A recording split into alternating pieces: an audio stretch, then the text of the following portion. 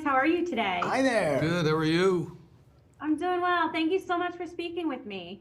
Thanks for You having bet. us. No problem. What an emotional movie. Just from start to finish for the both of you. How did you prepare for the roles in this movie? Wow.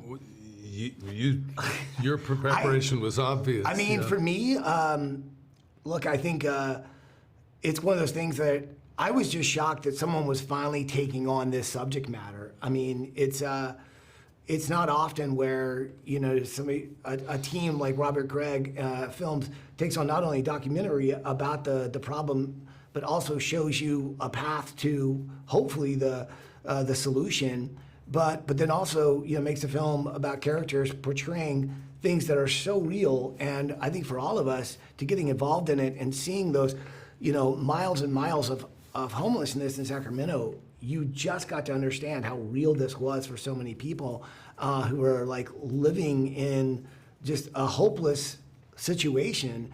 And I think the film honestly is it's about hope. It's about us all finally looking at homelessness in a different way. And luckily, I get to play a character who gives the main kid Jimmy a second chance. And I think all of us have had someone in our lives who's taken a chance on us, who believes in us. And even when we didn't believe in ourselves, just seeing that somebody else believes in us, it turns us around. It makes us actually believe that we could have worth, we could be something, we could have talent.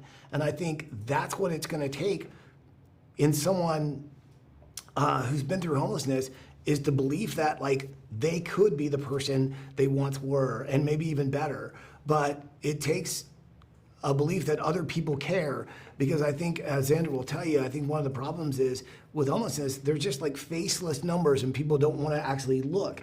But I think this movie is the first time you actually have to look and see what homelessness is like. And for the first time, homelessness feels like it's being seen. And I think that's really important. Yeah, in terms of preparation, your question, for me, I felt like for years I've been drawn to, on an individual level, to just deal with my own conscience. Living in big cities in New York and Los Angeles, how do I live with myself seeing suffering and not doing anything about it?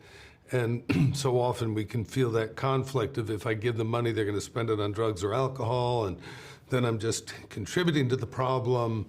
And that one thought alone allows or justifies a looking away. And so anytime I've gone to a restaurant, instead of like throwing food out, I've always taken food to go and said, I'm going to find somebody that's hungry.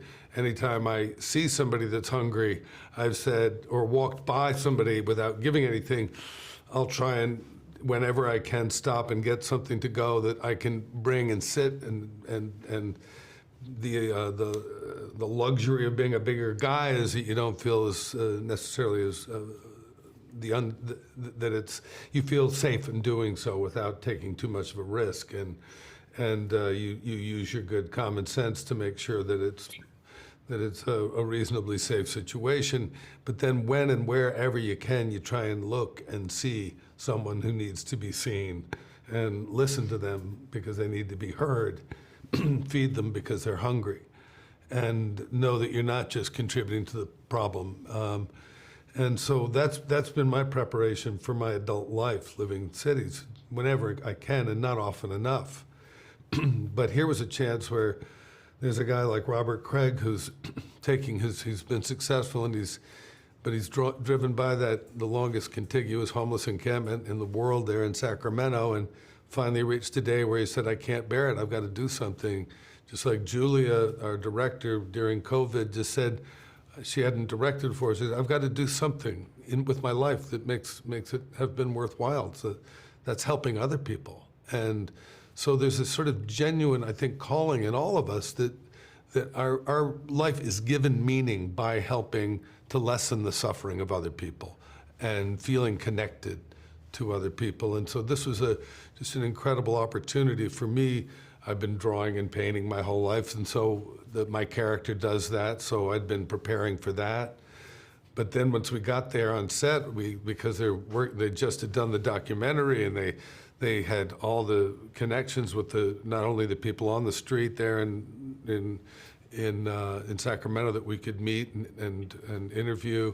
But the people that ran the organizations, like the Gathering Inn that Keith Diedrich runs right there in Sacramento, and so there was just an incredible wealth of information given to us to draw on. And then we're in the cold. It was cold. I left Maine spring thinking feeling a little guilty getting to go to California, leaving my family in the cold. And it was so cold. It was colder than Maine and Sacramento, and it never stopped raining. And we're like human sponges. We didn't have umbrellas, and we were out there just shooting nights a lot. And then whenever I wasn't shooting film, I was in this studio that was pretty cold and wet too, working on the portraits under the pressure of the gun of trying to get it done in time for the film, because they had the gallery show at the end of the film, and we didn't have a lot of lead time. So in so many ways, I felt like I got to embrace the actual, real physical discomfort that oftentimes we're not pampered. I played a lot of bad guys. They're hosing us down, and it's cold and wet and dark a lot of the times wherever I'm working.